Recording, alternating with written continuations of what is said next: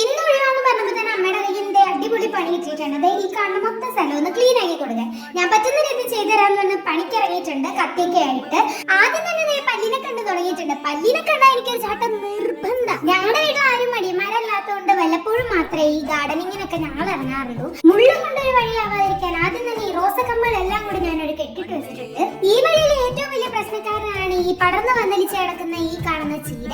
അത് മൊത്തത്തിൽ വെട്ടിക്കളഞ്ഞാൽ തന്നെ ഇവിടുത്തെ പകുതി പണി തീരുന്നാണ് എന്റെ ഒരു വിശ്വാസം. അതുകൊണ്ട് തന്നെ ആദ്യം തന്നെ ഞാൻ അതെല്ലാം കൂടി അങ്ങോട്ട് പറിച്ച് കളഞ്ഞിട്ടുണ്ട്. എന്തുവാടെ അപ്പുറത്തുനിന്ന് വെട്ടുമ്പോൾ ഇപ്പുറത്തോട്ട് വരാം, ഇപ്പുറത്തുനിന്ന് വെട്ടുക അപ്പുറത്തോട്ട് വരാം. ഫുള്ള് അങ്ങോട്ട് ചീരയുടെ ഒരു ബഹളമായിരുന്നു. കണ്ടോ വിശ്വാസം തെറ്റിയില്ല. ഞാൻ എടുത്തു കളഞ്ഞപ്പോൾ തന്നെ അവിടുത്തെ പകുതി പണിയും തീർന്നിട്ടുണ്ട്. ഒരു നടപ്പാതയായ സ്ഥിതിക്ക് നമുക്ക് ഈ കുഞ്ഞിച്ചെടികളൊക്കെ വെട്ടാം. ഈ കാണുന്ന കുഞ്ഞിച്ചെടി ഉണ്ടല്ലോ, അത് ഭയങ്കര ഔഷധമുള്ള ചെടിയാന്നൊക്കെയാണ് പറയുന്നത്. നമുക്ക് പൊട്ടിയ സ്ഥലത്ത് വെച്ച് കഴിഞ്ഞാൽ അത് പെട്ടെന്ന് മാറുന്നൊക്കെയാണ് പറയുന്നത്. അനുഭവം ഉണ്ട്, അതുകൊണ്ടാ പറഞ്ഞ കേട്ടോ. എന്താന്ന് അറിഞ്ഞൂടോ, തുടങ്ങിയ പോലെ എന്തൊക്കെയോ വന്ന് എന്റെ കാലിന്റെ ഇടയിൽ പെടുന്നുണ്ട്. അതേ കണ്ടോ, ഇത് എന്തുവാന്ന് അറിയോ ഗൈസ്? ആ ചെടിയുടെ ഇടയിൽ നിന്ന് കിട്ടിയതാണ്, എനിക്കറിയാൻ പാടില്ല. ഞാൻ അങ്ങോട്ട് വലിച്ചെറിഞ്ഞിട്ടുണ്ട്. അതിന്റെ ഇടയിൽ വേറൊരു സാധനം കണ്ടു കഴിഞ്ഞാൽ ഒരു ചത്ത പല്ലിയുടെ ലുക്ക് ഉണ്ടെങ്കിൽ അതൊരു പല്ലിയായിരുന്നില്ല ഗൈസ്, അതൊരു ബൊമ്മയായിരുന്നു. ഈ പിള്ളേരെല്ലാരും കൂടി കളിച്ച് പണ്ടത്തെ ബൊമ്മ കൊണ്ടുവന്ന് ഇവിടെ ഇട്ടതാണ് കേട്ടോ. ബൈ ദ ബൈ, നമ്മൾ വിഷയത്തിൽ നിന്ന് തെളിമരുന്നു.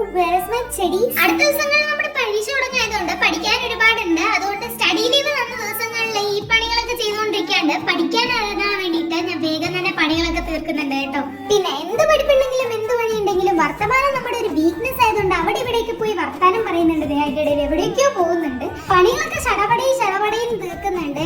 ഞാൻ അമ്മ വരുമ്പോഴത്തേക്ക് അമ്മക്ക് ഒരു സർപ്രൈസ് കൊടുക്കാൻ വേണ്ടിയിട്ടാണ് ഈ പണിയൊക്കെ വേഗം ചെയ്യുന്നത്.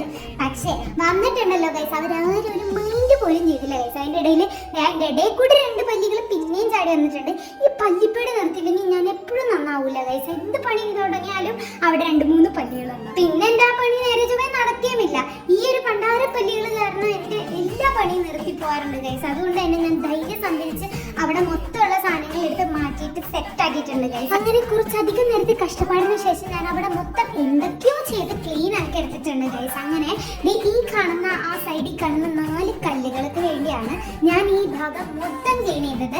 അവിടെ കുത്തി തിരുമാൻ വേണ്ടിയിട്ടാണ്. അവസാനം ആ കല്ലും കൂടി ഒന്ന് കഴുകി സെറ്റ് ആക്കിയപ്പോൾ ഇതാണ് നമ്മുടെ ഫൈനൽ. അപ്പൊ ശരി, ബൈ.